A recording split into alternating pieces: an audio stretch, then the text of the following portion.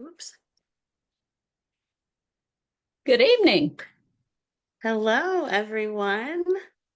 Happy Monday, and welcome to our March 2025 book club discussion with someone we have wanted to have on for a long time. This night is Yes, very anticipated. So, we are so excited to be discussing this masterpiece, People of Means, with Nancy Johnson. And we know you guys are so excited as well. So, I will not keep you. I'm Lisa Harrison, and I'm here with my co host, Brenda Gardner. So, without further ado, Brenda, do you want to just hop on in and introduce our special guest? be happy to because I cannot wait to talk about Can't this wait. book. I know. I'm so excited. So, tonight we're joined by Nancy Johnson, author of People of Means. She's a native of Chicago's South Side, and she worked for more than a decade as an Emmy nominated award winning television journalist at CBS and ABC affiliates and markets nationwide. The book we're discussing tonight was recommended by People Magazine, Woman's World, and Real Simple. Her debut novel, The Kindest Lie, has been reviewed by the New York Times, the Washington Post, the LA Times, and is featured on Entertainment Weekly's Must List. It was a New York Times Editor's Choice selection, has been named one of the most anticipated books of 2021 by Newsweek and many more locations, just as People of Means is turning out to be in 2025. A graduate of Northwestern, excuse me, a graduate of Northwestern University and the University of North Carolina at Chapel Hill, Nancy lives in downtown Chicago and leads corporate and internal communications for a large healthcare nonprofit. Welcome, Nancy. Woo! Hey, everybody. Yay! Yay. It's so It's good to quite be a here. bio. I know. Woo-hoo. All You've right. got it in stereo in the background and the foreground. Exactly. Like this has been much just anticipated. just as Yes, it should be. yes, yes. And the Yeah. energy from this community has been incredible. And so I've definitely have felt the Aw. love and I appreciate everyone so, so much. Let me apologize in the beginning. I have a bit of a cold. I've been on book tour Mm. and so I Oh, think I've caught some bugs. So I'll be coughing and sneezing a little bit, but bear with me. Oh. Well, we hope oh well, we we hope you feel better. we Yes, hope you I feel didn't want to better. miss That this, is so. that has got to be exhausting. But I tell you, I just could not wait for this night to come because after reading this story, I mean, I know we'll be talking about this. It was painful to read at times, but it was absolutely mesmerizing. It speaks not only to racial equality, but complicated family relationships, gender roles, friendship, and the complications of success, which you don't always think about as being, complications. So I can't wait to dig into it on tonight's show. But as you know, we're spoiler free until 7:15 for our book club members. But Nancy, if you could give us a summary for those who haven't read it yet, and then we'll give the spoiler warning as soon as we get into more plot. Sure, Nancy? sure. So People of Means is a story of an upper middle class Black mother and daughter. They're both coming of age at different moments of social and racial reckoning in America. So the mother, Frida, we meet her in 1959 when she's arriving as a student at Fisk University. She's coming from Chicago. And this is her first real experience of the indignities and the cruelties of the Jim Crow South.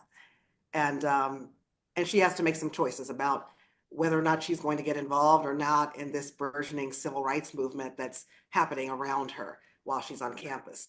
And then 3 decades later, we meet her daughter, Tulip, who's a public relations professional here in Chicago in 1992, at the time of the acquittal of the four officers for the beating of Rodney King. And she is facing similar dilemma that her mother faced 30 years prior. And so we see her wrestling with whether or not to engage in activism around the acquittal of those four officers or not. And it's definitely very complicated decisions for her to make. And we also have love interest and a love triangle, which I think complicates things even more. Yes, Absolutely. indeed. What a great start or summary for this book. But just kind of for as an intro, I know you probably got thick on book tour, but you just got off book tour. What were some of the highlights, or what was some of the feedback you got from readers across the country? Yeah, it's been such a fun experience because I think you all know that my first novel, The Kindest Lie, came out in February of 2021. And so Yep. everything was still on lockdown and we were because of the pandemic.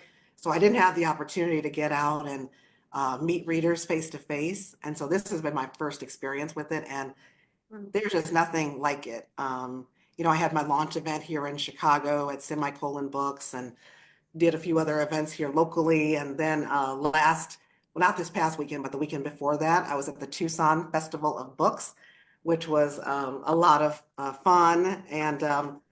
And so got to meet so many readers there. It was a 2-day event. And so I was on panels there, and that was a blast. And then I was this past week in Minneapolis for two different cities, towns in Minneapolis, for Literature Lovers Night Out. And that was great. Those two, I had an opportunity to give like a 15-minute speech or short remarks about the book. And so many people came up to me later and said that they were so inspired. And some people said they want to share the book with their, schools and all of that. So it's been great. And then also just friends and family who've read. I've had so many people say they have enjoyed People of Means even more than The Kindest Lie, which is interesting. I can't choose because it'd be like choosing between your children, right? Your babies. Yeah. But it's nice to kind of hear that I've evolved a bit. One author, Sonali Dev, who I was in conversation with, Oh, she yeah. said she thinks I'm more confident on the page, and I told that to my editor, who said Oh, that might be the case. Like we love both books, Oh, but there might be, you want to grow as an author, so I take it definitely as a compliment. oh, I love definitely, that. definitely as a compliment. That's a wonderful one. And Sonali Dev is she's such a great writer. We're fans of hers as Yeah, we well. love Mhm. her. We've had her on before. She's great. Um, one of the things I wanted to ask you about is, well, first, I love the Spotify playlist that you made for people of means. Brenda posted a link to it on the page today for those who haven't seen it. Make sure you check it out. But there's so many good artists: Ray Charles, Aretha Franklin, Etta James, Nina Simone, Sam Cooke. And then you have one of my all-time favorite songs on there, I Need Love by LL Cool J. Hello, Cool J. Yes, That's yep. my To jam. represent the 90s. Yes, there's so much. Well, we'll get into that. There's a lot in this book that I loved about the 90s and Chicago references. But my question is, how did you come to make the playlist? And do you listen to music while you write? I don't listen to music while I write too much. No, I don't. I just write, but because I think I would get too swept up in the Yeah, music, and not be able to focus on the writing. However, yeah, I can write in coffee shops, and you can hear the machines like espresso machines and all that. I'm yeah, fine with that, kind of white noise. But I yeah, think actual songs, yeah, that would distract me a bit. It's okay, like the ones at Starbucks, because they're not ones that are, mean yeah, anything significant for me. Um, but but yeah, so in developing the playlist, it was the team at William Morrow, HarperCollins, my publisher, that asked me about coming up with a playlist. And so I went through the book to see which songs I had referenced. And then some of these songs there were ones that I did not reference specifically, but they were songs of that particular period and era. yeah, And I think definitely like for the 50s and 60s, music was such a big part of the movement. It Yes. really was, and part of resistance. A lot of the songs were really steeped in that. So that was very important. And I've been thinking a lot about music and I think Lisa, I saw your post after the Super Bowl, thinking about Kendrick Lamar and oh yeah, halftime show performance. And a lot of that was about resistance. And so I think we're still powerful. seeing music be a part of resistance throughout Yeah, history. So that's just, yeah, it is a powerful thing for us. yeah. And music And I has a think way to music, transport you. Yeah, I just was going to say anyway, that, it has a power to transport you right to that time period. It really does. and music is something that brings people together that might not be brought together any type of ways. Books do too, Books do too, but yeah. yeah, music is a great way to do that. So I You're right. loved, When I had my launch event at Semicolon Books here in Chicago, they played my playlist, at the event. And so, yeah, a Oh, lot of people nice. are, grooving a little bit to the music and excited about it. And yeah, so you're right. It did unite people from all backgrounds, were familiar with some of the songs. And yeah, so that was kind of nice. I That love is that. nice. Well, Nancy, I was curious about something. I know I saw that Kristen Harmel did a blurb for your book, and I thought it was just right on the money. So I'm going to read it, part of it, and ask you a question. She said, in part, Johnson doesn't shy away from the complex and conflicting emotions and consequences that both characters face as they decide to take a stand. And in this way, she speaks for all those who have ever faced a decision about how far to go in the name of what's right. Mm-hmm. That just Yeah, that was struck me as beautiful. really Yeah. getting to the heart of the whole matter. But it also made me think, you know, how do you feel when you first start getting blurbs for your book, and do you know which ones you're going to get? Oh, yeah. I try to think about which authors are writing in a similar space to mine, which ones do I think would connect with the work. And so Kristen was a natural fit, I thought, Absolutely. for this, based on what she, her work. And so that's usually what I'm thinking about. And I don't want everybody to be kind of in the same space, everybody writing exactly the same kinds of books. So I want to have a range because really it's a signal to the readers of those particular authors, right? That, this is an author we love, and so they're recommending a book, so we might love this one too. And so that's something that's very important. But, it's fun when you get the blurbs in, you have no idea what they're going to say. And they are all so different, and they all gave me, just really great gems. And yeah, I loved all of the blurbs that I got, and they were so heartfelt. And the other thing, it just speaks to the writing community and how kind and generous writers are. I mean, Yeah. this is true of all of the authors I reached out to, but certainly Kristen, I think I heard back from her within like 10, 15 minutes of sending her an email asking her about blurbing. And it was like, of course I will, you know? Yes. Oh, I know. that's She's the wonderful. best. Yes. She Well, is. before, she is. And before we hit spoiler time, I wanted to ask you one more thing. And since Mhm. it's in the dedication, I think it's fair game to ask. But your dedication says the book is for your parents who met in a taxi leaving a Chicago civil rights meeting. That is so sweet. Yes, yes, thank you. And a lot of people have asked me about that when I've been out on book tour, and I don't know any other details beyond that. Oh, So it's really? kind of similar to the Tulip storyline, right? And how much you really know about your parents and how you don't Yeah. always know everything and you don't always ask all the questions of your parents. Yeah. And so my dad passed in 2008, and then my mom now has Alzheimer's. So Oh, I'm I Oh, sorry. know. So I think the lesson is to try to get the questions asked, the things that you really want to know, Yeah. when you can. But yeah, but I knew that part of their history, how they met. And then, growing up, everything we did was so steeped in civil rights. On Saturday mornings, they would take me to Operation Push meetings, on the south mhm. side of Chicago. Oh, And then we would, gather around the record player and we would listen to Martin Luther King Jr. Speeches. And so I was always able to recite some of those even as a kid. So all of that was a big part of my experience growing up. So I think I came to this story honestly through the bloodline. oh, Yeah. wow. You were born into I activism. was. And writing I about have it. a Yes. comment I'd like to read to you from Edie. She says, "This Chicago girl is proud of Nancy and how wonderful this book is." Oh, And thank you. a lot of people have commented on the playlist. Okay. Everyone's loving the playlist. And then I have a question from Lee that I'd like to ask. She said, "Speaking of music, you had the Jubilee singers mentioned. on the 1959 timeline at Fisk University. And that was interesting to her.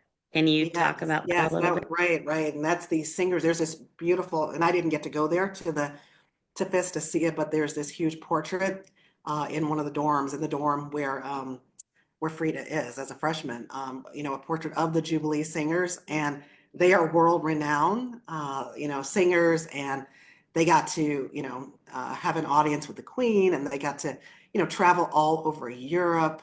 So they're really an esteemed group of singers, and I wanted to talk about that. So we can talk more about this, but for my Well, research for the book. we are in spoiler.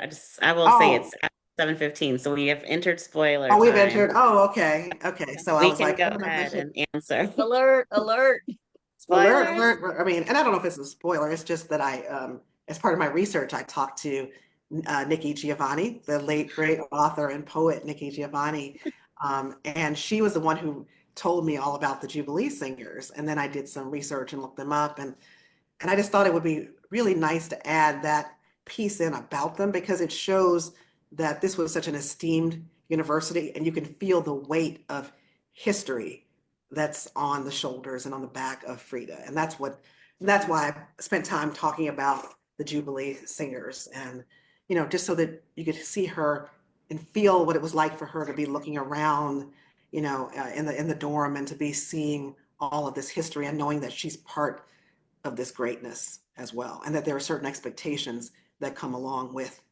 that greatness. So, one of the main questions that I wanted to ask tonight, and Brenda and I were talking about this before, and was about Nikki Giovanni. Yeah, And, she recently passed away, and she was such an icon, poet, writer, activist. And can you tell us a little bit about how your interview was and what it was like for you to interview such an influential person in our history? yeah, Um, what was that like for you, and what did she mean to you? Because I know she was a big part of my life, right. but I'm curious to know how she influenced you.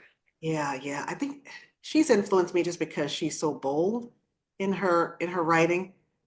She doesn't Mm, really give a damn what anybody thinks. It's just right. she's really about speaking truth, Mhm. and doing it in a way that is very much out loud and on purpose. And it really speaks to the book, I think in many ways, where I'm talking about characters, women who are trying to find their way, trying to find their voice. And so I think, her poetry really speaks to me in being able to try to find my own voice. So that was important to me.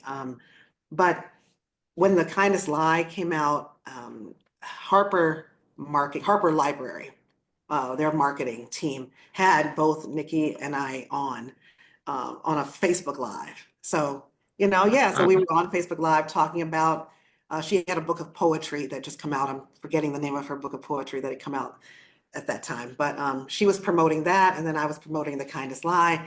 And so it was so nice to kind of chat with her backstage a bit beforehand, and then to be kind of on stage with her. It was surreal to be there with Wow. her. And she said, "Oh, you live in Chicago." She said, "I come to Chicago every now and then." And she said, "If I come through there, I'll definitely take you to dinner." And so, of course, I was, oh Oh, my God, that never happened, but I was fangirling and so excited by the prospect I of it. bet. So then Yeah. when I knew that I was writing about Fisk University in the 50s and 60s, I knew she had been a student there in the 60s.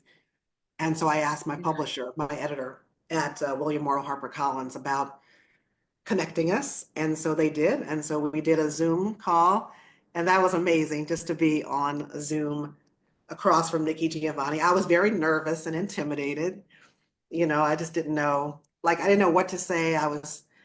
Yeah. And she suffers no fools too. You know what I mean? Right. I She's, would have been the same way. I don't get yeah. nervous a lot with people, but she's definitely someone I think Yeah. I'd have a hard time getting my words together. Oh, I know. I was so nervous. And so I asked her, about her experience at Fisk in those years and what it was like.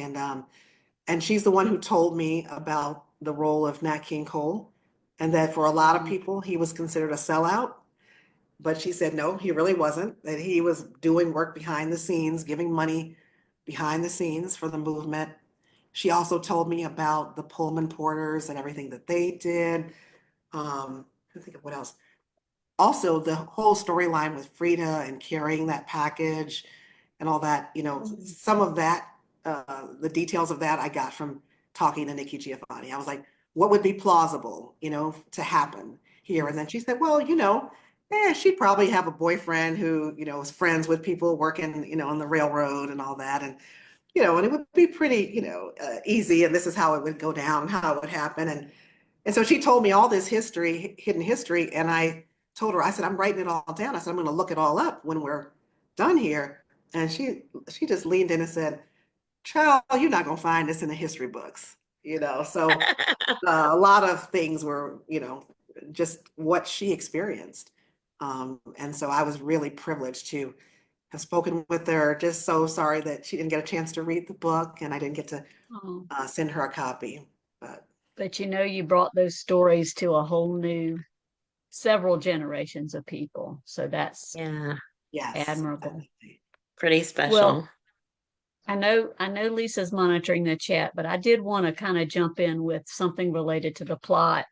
To start off with, because friendships were so important in this book. Family and friendships were so important. And you had so many strong ones. Frida had Cora and Eveline, and Tulip had Sharita. And did you find it difficult to create those relationships? And how did you distinguish between the generational friendships? Yeah, I thought friendship was important to have friendship there because these are real people living real lives. And also, I think it gives a bit more texture to the choices that the main characters make when you see them in light of the people that they surround themselves with. And I think it reveals more about their character as well. And so I thought the friendship was really important.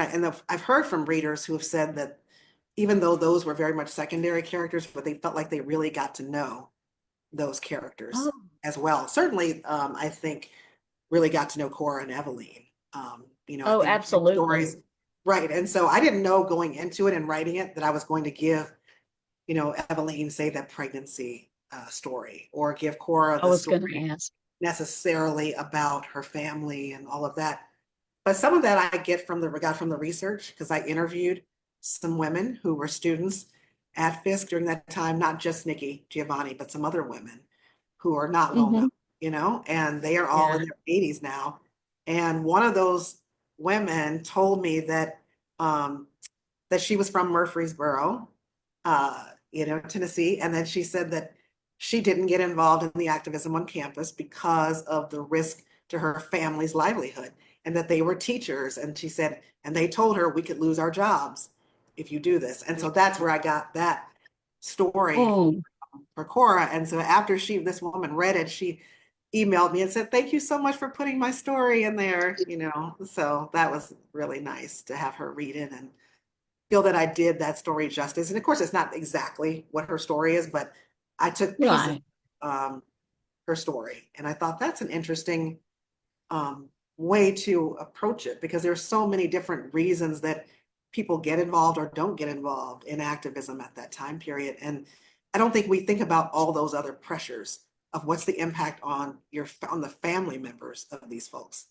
And so that's why I thought that would be a really riveting piece to incorporate in the book. It Yeah. it really was because those were real tough decisions that affected more than just the person who's making them. Right, right. And then the other piece with friendship that I'll mention is that we had a gay man in there too. Oh, And so I was, Tulip's friend. And so in writing that, I wrestled with that a bit, how far to go with his particular storyline. And I remember talking to my agent and my editor about it, and they recommended that I go just as far as I did, not go any farther, because if I really wanted to delve into his story more, I would have to do more with him as a character, right? right. But I think he still wasn't a caricature. I did enough that was able to make him a fully rounded character, but not so much that you're like, okay, well, where is the rest of his story? So there's a lot to Right. And balance as it's, an author with all these other perspectives in addition to your main characters. in fact, it's funny you should say that because I added Rudy in thinking about the close friendships, but then I said close female friendships, and then I was like, okay, Um, well, no, I'll back him. I'll yeah. back him off. Right. Yeah, he was a close friend, but not one of the female friendships. Exactly. Exactly. Well, I have a couple of comments from the chat that I want to share. Um, Edie says, I want Nancy to write a sequel about Frida's roommates' lives.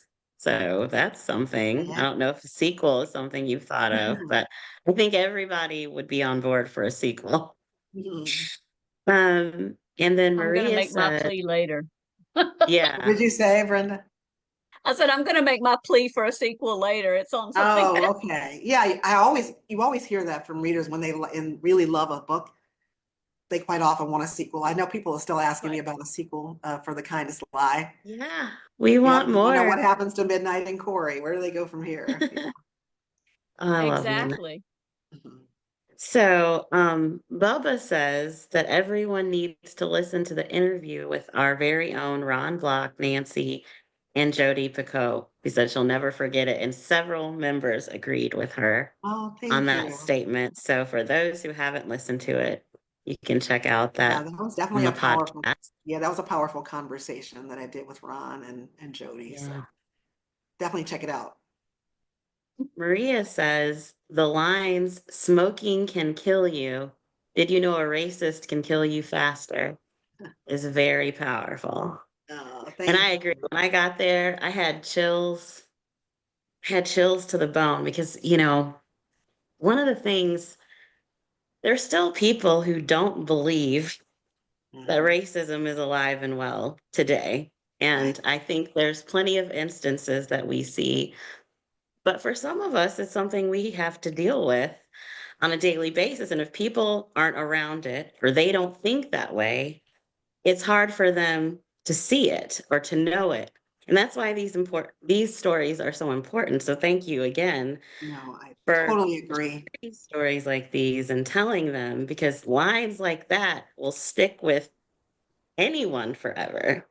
And Right. it's true, It is you so know? true. And I think also, you think about nonfiction, and there's so many nonfiction books about racism, but Mhm. many of the people, like when white readers, some of them read those, they feel attacked, right? But I think with Right. fiction, when you can really sink into character and story, and you can walk in the shoes of somebody whose life and their experiences are very different from your own, I Yeah. think that was what really leads to the hard conversations about things that we're sometimes afraid to talk about with each Yeah. other.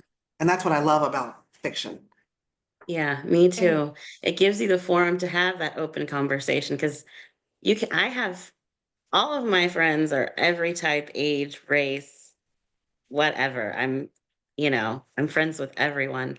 And even people that are close, sometimes they might be afraid to say the wrong thing or ask the wrong question. But it's like you have to have people be friends with people different than you, learn other cultures, learn other things. So you can have these important conversations and not be afraid to ask questions so that you can better yourself, they can better themselves. We all bleed red, we're all human beings. That's true. We That's so be true. treated equally. So, Yep, that's a really good case you make for the power of books, the power of yeah, stories, for sure. definitely. absolutely. And I tell you, when you were talking about nonfiction, I was thinking nothing is going to hit you in nonfiction the way that scene that you wrote in the convenience store. Spoilers, Oh, convenience store and Darius, when he Hmm. died, I just, mm. oh, Right? I had to it, step away for a second after that. I was like, I know, I did too. And I kept thinking, no, it's not going to happen. He's going to be rescued. Right?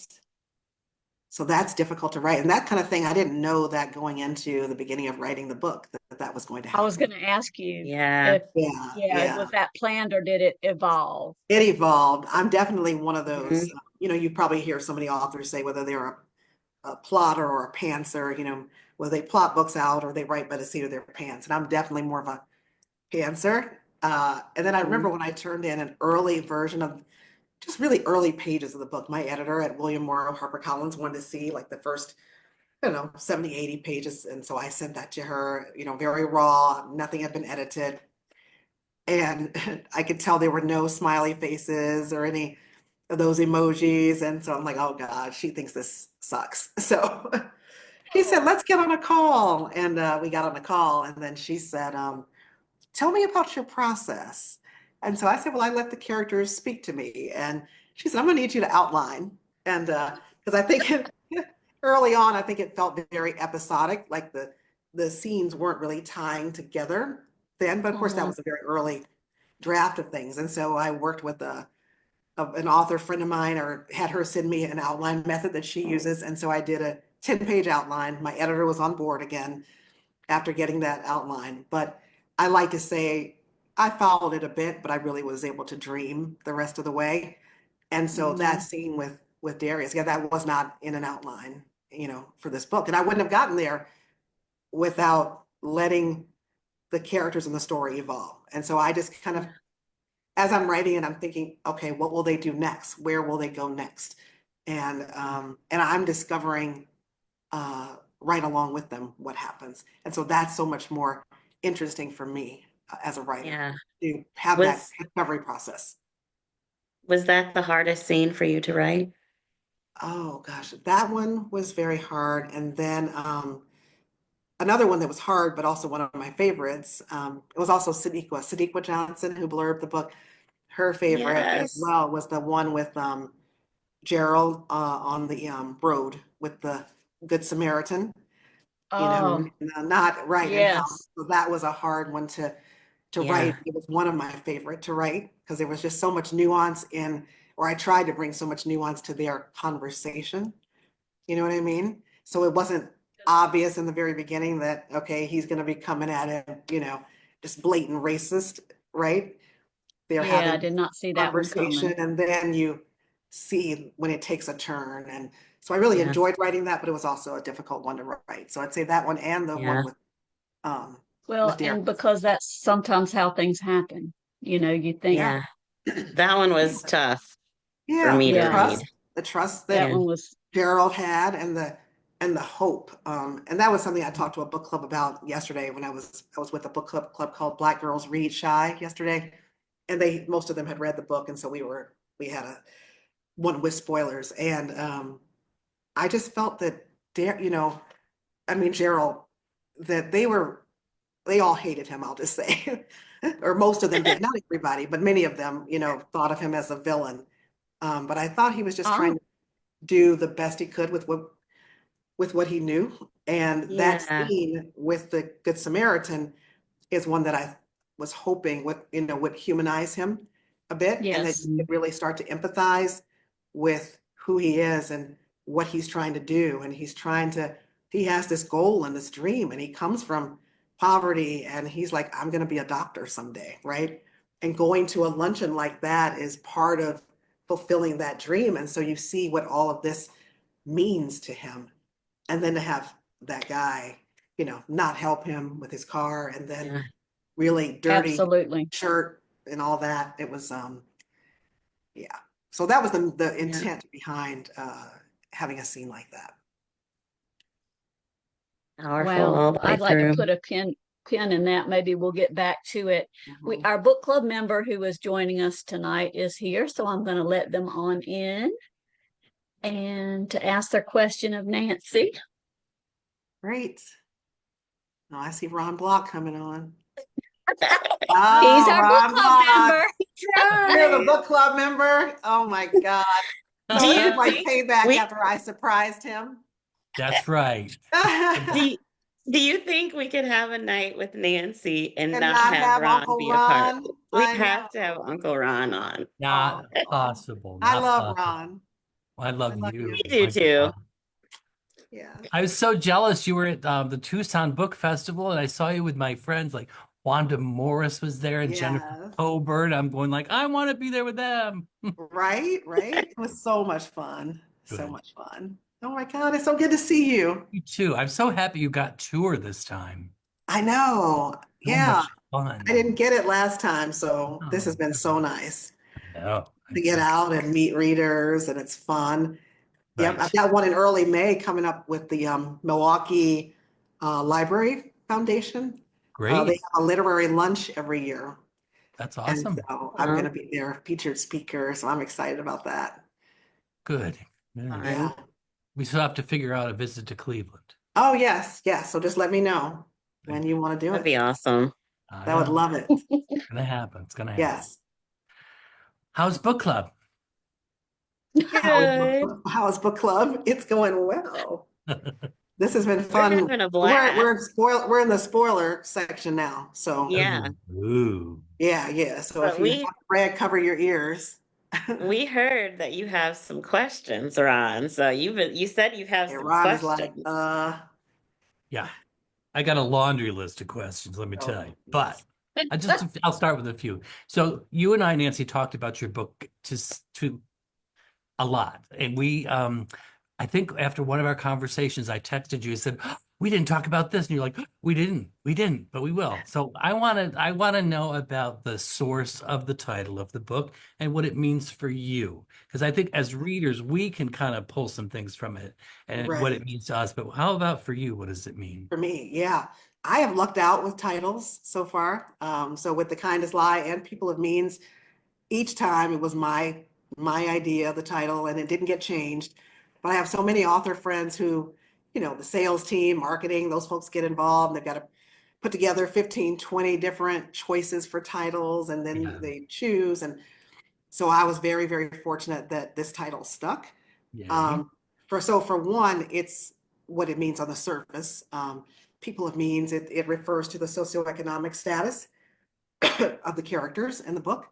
And I remember when I announced this title, some of the Black authors I know were like, yes, because it's Oh, kind of a good. flex to have a book about Black people and to title it People of Means, right? So Mm-hmm.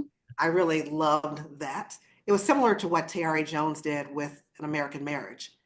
And she kind of wondered, can I call this book An American Marriage? And her editor was like, of course you can. It's Yeah. American. So I felt the same way with this title. So that was the surface level meaning of it. But then I think I always like titles that have a little more nuance as well. And so for me, this also has nothing to do with, your bank account or how big your 401k is. It's about your capacity to love, to be in community with people, to live out your purpose, live on purpose, live boldly, to make change in both large and small ways, which I think really speaks to the moment that we're in the country right now, where so Oh, yeah. many of us are feeling helpless. And I think Yes. we need to feel more empowered, like we can do something. And so I think by that definition, we are all people of means. And that's the way I Mm. think of it. Very, Love very that. well put. That's a lot of what I took from it too. It's about Okay, character.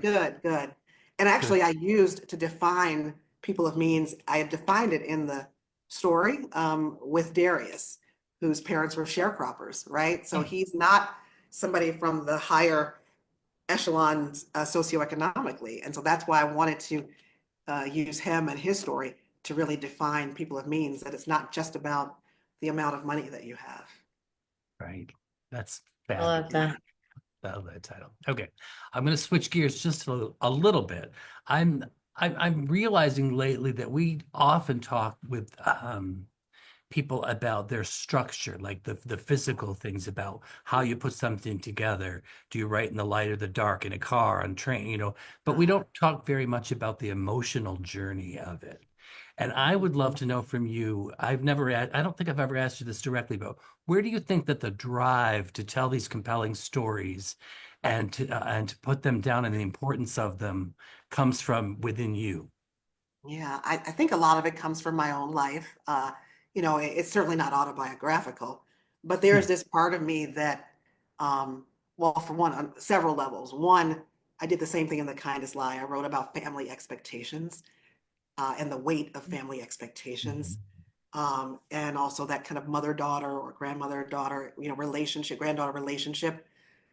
And that comes from my, my life and my parents. I'm an only child. My dad passed in 2008, but I was always very close to both of my parents. And I'm always trying to live up to what they want from me and what success looked like to them. Yeah. And so that's something I've wrestled with a lot. And so that's something that I bring to the characters. And so the emotional piece of that comes from my own life, certainly. And then also just the racism that I've experienced in the workforce. Hmm. Yeah, in the 90s, I was a student in the 90s, a college student, and then also had my first job in the 90s as well. And so I definitely experienced being called the N word on the job, Mhm. my first job, and um, then moving. That was in Wisconsin, and then I had a photographer. I worked in news, and I had a photographer I worked with who, every time I would walk in to work, he would say, "Here comes Nancy. There goes the neighborhood." Um, Mm. Oh, yeah, yep. And so these kinds of things were more acceptable in the workplace in the 90s. Very yeah. different, And later a bit than that different. too, because I've And Yeah, dealt with it as probably, you dealt well. with it too. It's Okay, so. terrible. Yeah, I'm and then where we're sorry. headed as a country now, it's probably going to be even more accepted in some circles to be able to, or people will feel more emboldened to do that kind of thing. So those kinds of experiences. When I worked in Wisconsin at one of the TV stations, I remember going to the office Christmas party and I brought a date with me, a black man with me, and I overheard some of the women making some of those crude comments that you see in this book. Like one of the women said, I could go for a chocolate popsicle, those kinds of things. So I, yeah, so I experienced that myself. And so I brought that experience to the page.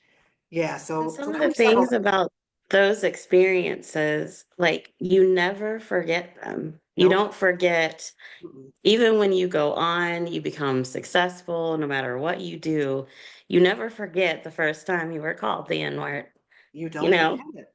And that happened to me in the 90s in Wisconsin. And then years later, when I was having my first house built in Florida, in Tampa Bay area in Florida, I remember going and looking at the new construction. You go and you check to see the progress of the construction, and scrawled in, big, like, spray paint, it said, we don't want niggers here. So, geez, yeah, so that was right. I had to talk to my realtor. Don't want to, even though I've signed the paperwork, I don't want to build a home here. And so I had to right. go to another location. So yeah, so those kinds of things, they stick with you, the experiences of racism. Some of that is overt, but then there's also the subtle kind as well. And I think you see a combination of the two in the book. Tons and tons. And what I think it's indescribably horrific that people treat people that way. It absolutely is. But I love that you turn it around as something positive because I've always said, like, I'm this white farm boy. I didn't grow up with much exposure to this, but I just finished also reading Dolan Perkins Valdez's newest book. And Oh, I'm sitting here with happy land. goosebumps Yeah. because both your book and hers are doing the same thing, telling you stories that have never been told before to people like me who can read them and begin to just not I don't know the right word, but we understand a little bit more now about what other people go through, and we can feel that through your words. And so just I so appreciate that about No, your thank work you. and others. Yeah, we were talking about that earlier, the power of story Yeah, to Yeah. connect us, even though we have different life experiences, but when we are yeah, all reading the same book and we are experiencing the story with the characters, then we get to understand each other in a new way. And I love yeah. that. I think Yeah. so. I, Yeah. that's the best power of a book for me is opening a door for me. Yep. And so many of the people that I've spoken with on book tour, I did something with Reads by the River in Waterford, Wisconsin, all white group. And so many people came up to me and said, I hadn't had this kind of exposure. And Right. this is the kind of book that gives me that exposure. Same thing in Minnesota as well. And so many people saying, I'm going to share this with classrooms that I know of, and have Good. young people read it as well. And that's why I do it, is Yeah. so that people can have those experiences. That's what makes it worthwhile. We're grateful that you do. Let me tell you. Yeah, Ah, so important. yes. Want more questions? Well, did you have something else, Ron? Well, I like one of the scenes in the book, and I think you and I talked about this, Nancy, too, but it's important, I think, for others to hear. The your ability to take people in and tell a story. Like we've all heard about the sit-ins in the stores, like I think it was a Woolworths. Woolworths. Woolworths. And Yep. Mhm. but you really bring us there and tell us a story, and we could feel what was happening and really get a taste of just what the struggles were for everybody. So how do you do that? How, what's Yeah. what's the Again, power because I behind that? think about all of these things. There's so much of the civil rights movement. Most of us have read about it. We've seen documentaries about it, but it can feel very academic when you hear about it. And you see the same kinds of images too, Yeah, very right? over It's there. very over there. Yes, yes. So you know what's happening and you see it, but yes, there's distance from it. But I wanted to bring the reader close and to actually be inhabiting Frida, her body, her mind, her spirit, when she's experiencing it, and not just to, what was very important was throughout, I didn't want her to just have what we think of as the typical experience of, oh yeah, that's really bad that this is happening. And yes, I'm gonna, go take a seat at that lunch counter too. And it wasn't that easy for everybody. And I think there are some misconceptions that if you were Black in that time period, you were automatically with the picket sign and you were marching and you were sitting in at lunch counters, and everybody Right. wasn't doing that. And that's why I wanted to bring that in, why she's saying, to herself, her internal dialogue about, I'm not one of them. I'm not with them. Right. And that's what she was trying to convey to the white woman who's working there, like, I'm just here for a pair of stockings. Like, I want to go on a date and Right. I'm not here for this. And these are the future doctors and lawyers of the country. Like, why are they here doing this? Can't they make a grilled cheese sandwich at home? She says to herself, and so I thought that was important to show that perspective, which I think is a little different than a perspective that we've had before. Right. And so I That just try struck to me imagine what it's too. like. Hmm? Yeah. But that very phrase and that logic really struck me too, is like, she wasn't thinking, yeah, go for it. She was like, well, can't they just keep the peace and, make a sandwich at home? That was really powerful for me as a reader. Right. Hmm. To see It's that other not black and perspective that white. you maybe Well, never had considered before. Right. pun not intended. Yeah. Well, if I could for a minute, even though Ron's here, I wanted to talk a little bit about Frida and her two men Oh. in this Ooh. story. We talked about both Hmm. of them a little bit earlier. Look at Ron. Uh, Yeah, he's we did sticking talk about around them. for the rest of Yeah, the yeah, night. yeah. You want to talk about the love triangle, don't you? Yeah, absolutely. I was fascinated by this love triangle and how far Frida took it without actually doing anything, cheating, so to speak. Oh, And yeah. I know you said you didn't have Darius's future, figured out when you started writing. What were you thinking about that love triangle when you started?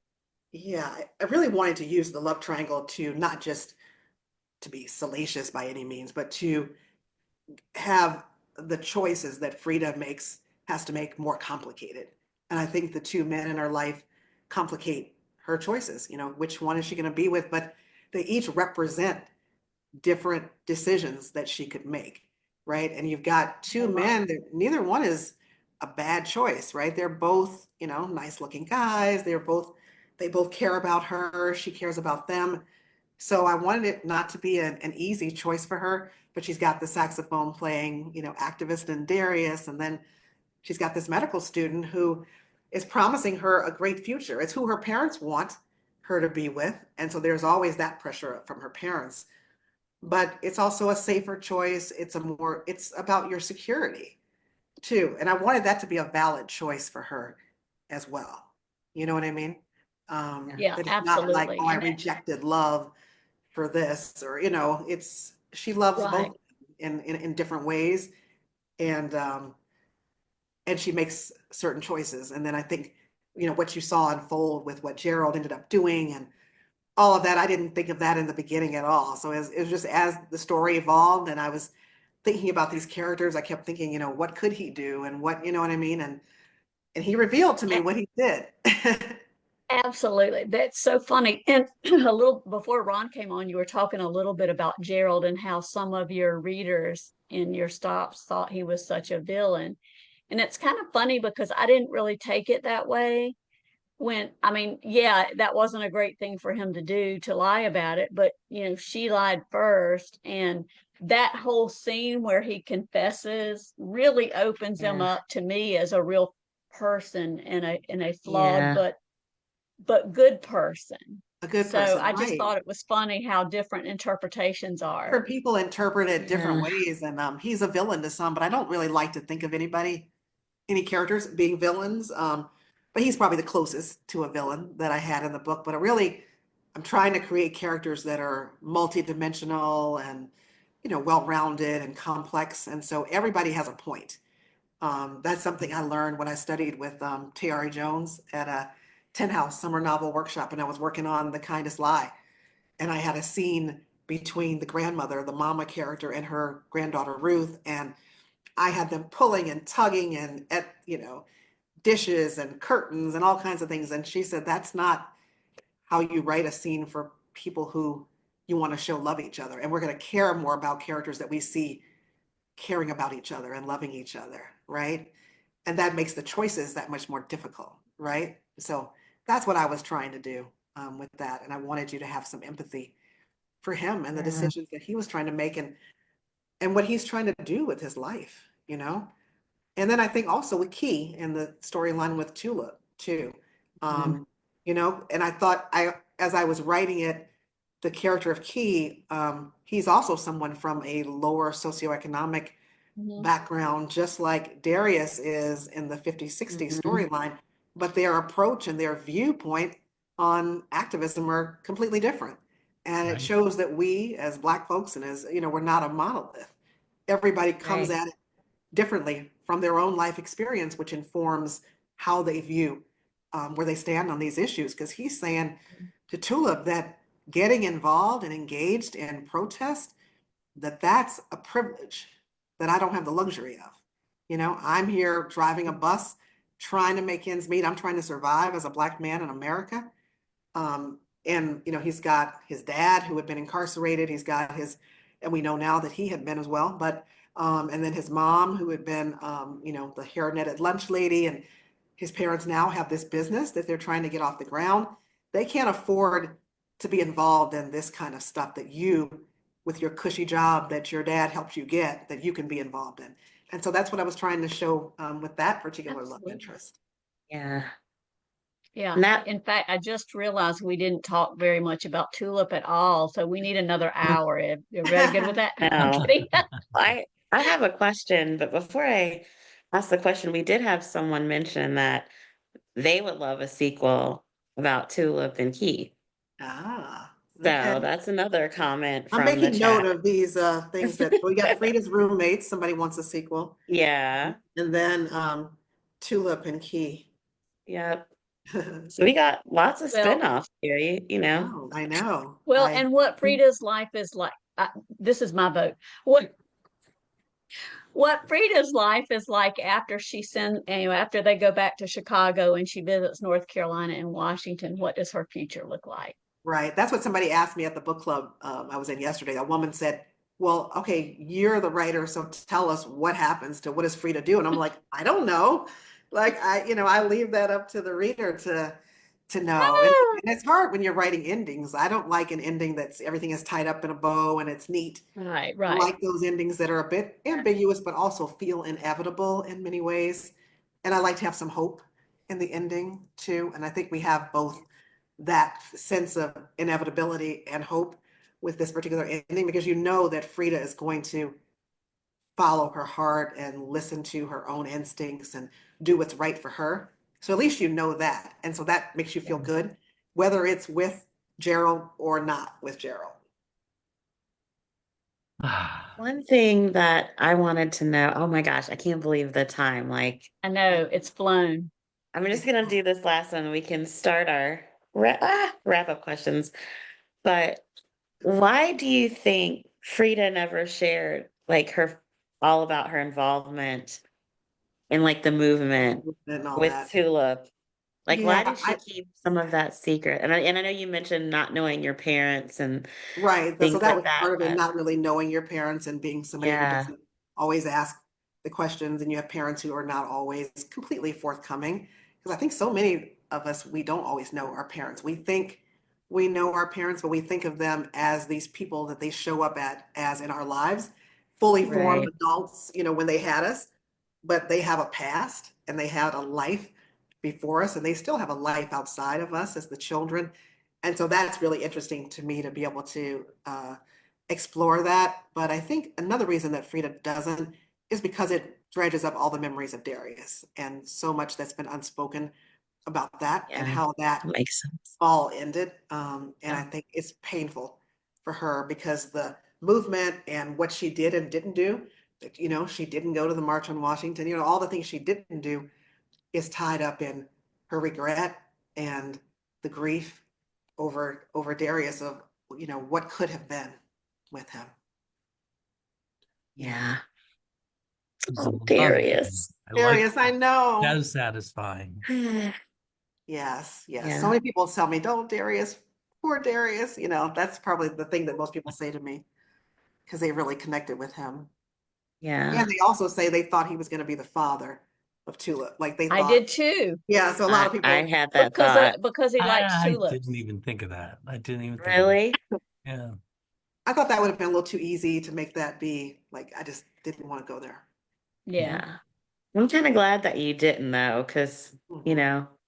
that was, people thought it, but I love the way everything wrapped up. This book was so Yeah. And the powerful. name It Tulip and was. how she got that from something that Darius said. And yeah. Yeah. Hmm. Yep, we have comments about that in the chat Oh, too. really? They Nice. love the Yep. name. Yeah. Well, I really hate to start wrapping up because this hour has Oh, absolutely flown by, but it we do need has. to find out some stuff like where can people get signed copies of People of Means if they don't have one yet or they want to gift it? Let me see. Gosh, I should have thought of that ahead of time of which stores. Let's see, Valley Bookseller in Stillwater, Minnesota is one. Also, Cream and Amber in Hopkins, Minnesota. So those are places that I just signed books. So they can get them there. I plan to sign more books at the Book Joint in Chicago, which is a Black woman-owned business. That's the Book Joint, DA, and then Book I love that. Joint. That's Oh, awesome. that's And cute. so that's one that I plan to go there and sign more books. But those are a few of the ones that where I signed books. Also I just signed yesterday at Passages and Wine here in Chicago. Ooh. Passages and Wine, yeah, that's where I did that event with Black Girls Read Shy, and Oh, so they had me nice. sign stock. Yep. Um, Nice. So there's a few places. yay. Very good. Yes. Well, what can you tell us anything about what you have coming up? What projects you're working on? Projects I'm working. I don't have anything that I can talk about at this point, but I'm banding about ideas of something new and probably something where I'm going to be in the present day, but also flashing back to a historical time period. I don't know that I'm going Oh, to do family. I'm usually doing race, class, and family, but I don't think I'm going to do family this time. But I'm still trying to figure out what it is that I'm going to do. And I'm also toying with, I can't say more, but I'm toying with the idea of pursuing some nonfiction as well. So, Oh, mhm. That would yeah, be that's something I've great been for thinking you. about as That well. would be amazing. Yeah, yeah. we'll Well, see. I'm an ear if you need to vent anything, any of your ideas. I'm Oh, Okay, you're just trying okay. to get an Just advance. trying to get an advance, get the scoop. right? Trying to get But a I never scoop. tell, so I I know, trust I her. know. I can trust you. But yeah, but it's Oh exciting. my Right goodness. now, I'm just in the promo mode for People of Means. So that's what my focus Yeah. is right now. And trying to hold down my day job, which is demanding. Oh yes. That You know, day Get job, that. right? I forget. Yeah, The day job. you have a day job. The I bill do. We payer. do too. What, Lisa? Uh, I said we do too, so we Oh Okay, yes. so understand you know that. how it is. Yep. Oh my I, goodness, Nancy, it has been so wonderful to speak with you tonight. I really hate it to end, but fun. we've already gone just a smidge past 8 o'clock. We thank you so Yeah. much for joining us tonight. And I know our members are going to come out in your next tour stops and say hello and Oh, tell I you how hope much they love so. People of Means. Yes, I hope Yeah. so. I really love this community. It's really one of my favorite communities ever. And I feel the love from this community so much. And so just want to tell you, I appreciate you. Oh, Me thank We you. too. love And you. thank you for the shout out and the acknowledgments Oh, Yes. yay. for our book Thank club you. and a few of our devout members. Right. Yes, And yes. Ron Blanc. And Ron And Blanc. Ron Block. That's right. I know you get in trouble when you start naming folks, but I I don't know Right. know. how to Yeah. do. Yeah. That Sometimes was you very gotta do it. kind. We definitely appreciated the Oh, shout out. And and I this has just appreciate been you. such a great night. Thank you so much for joining Thank you us. so Thank much. you for having me. I really do appreciate it. Nancy, Okay. Thank you. Have a wonderful evening. All right. love We love you. People of Bye. Means. Yes. Mwah. Oh,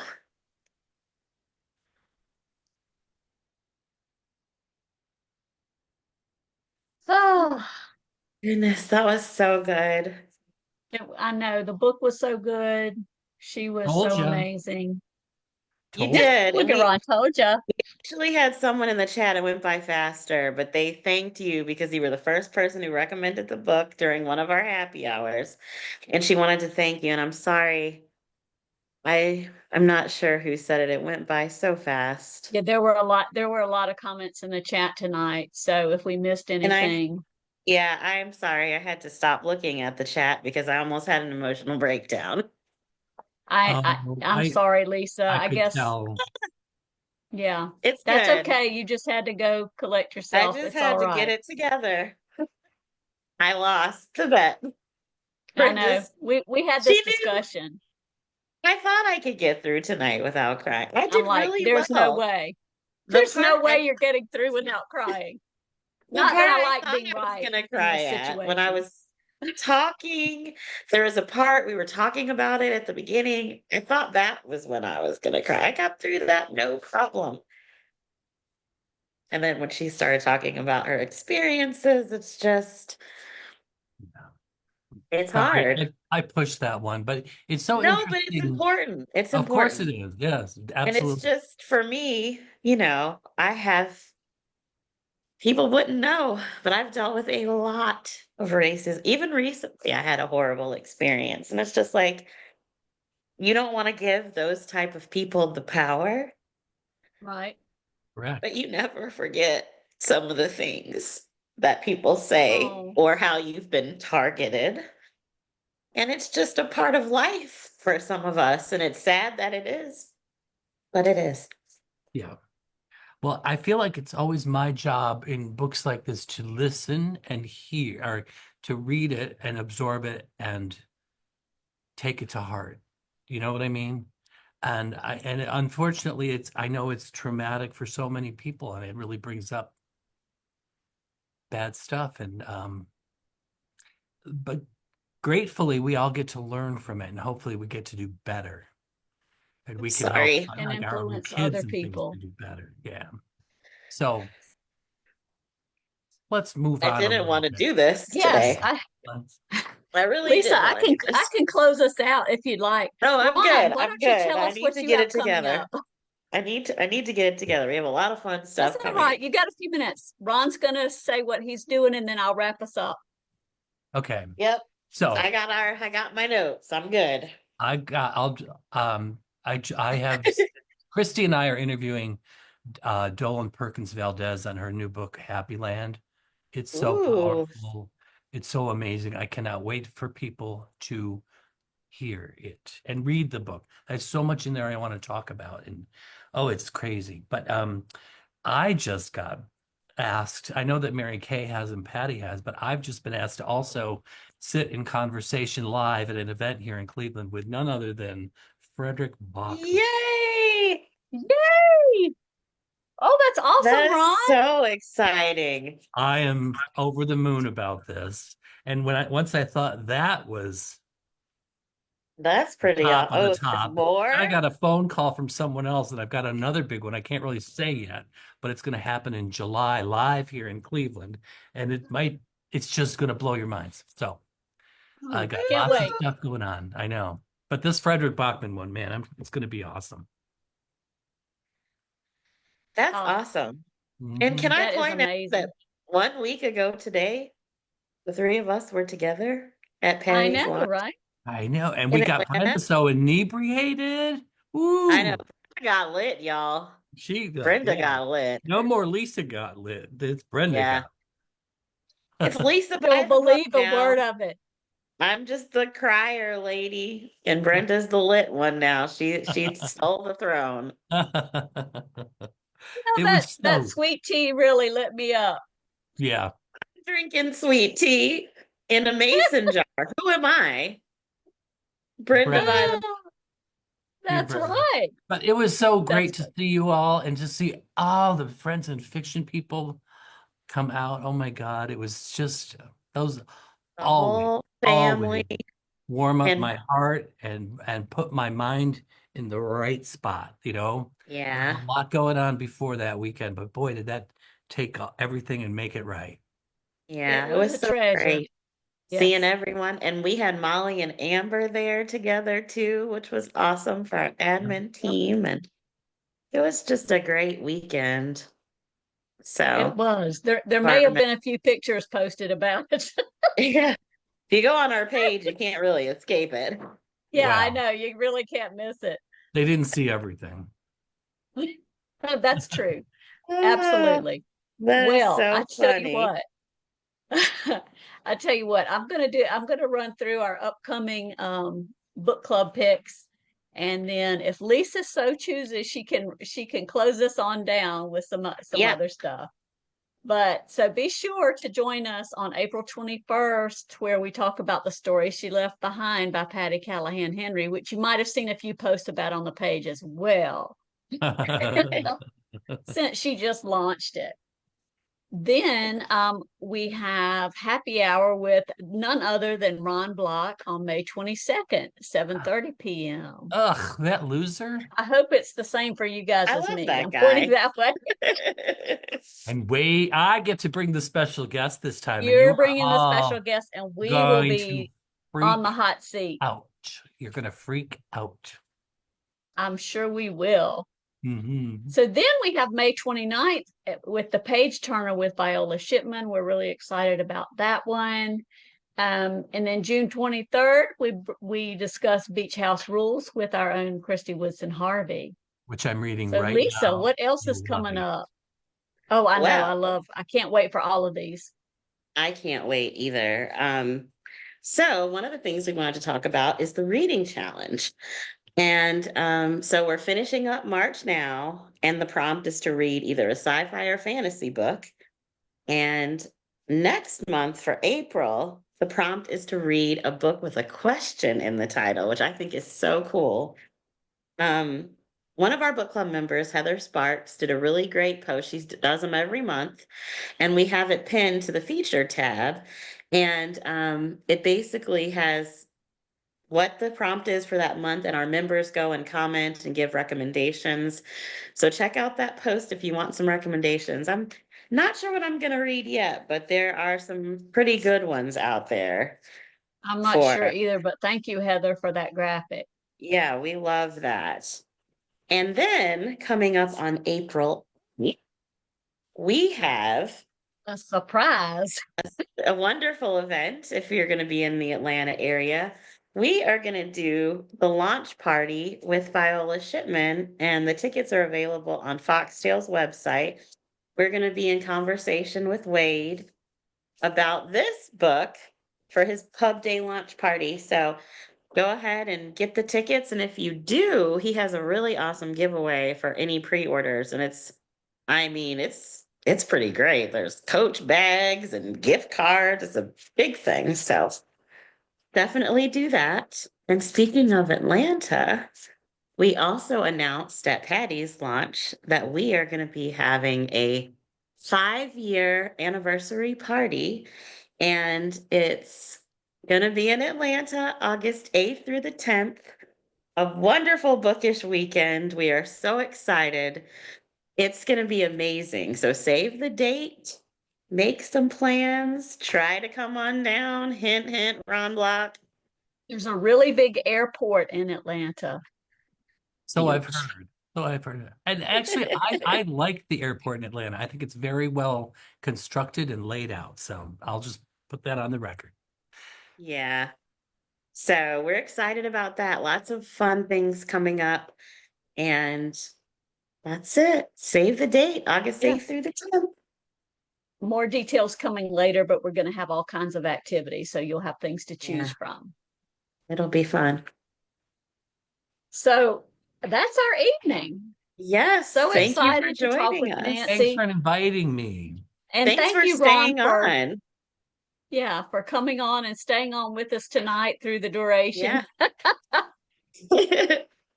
It was so fun having you stay on with us. So I can't get thanks, rid of me. everyone. All right. Good night and happy Night. reading. And Lisa, Take care. take us out. PB and J and Ron out. Bye. Bye, Bye-bye. guys.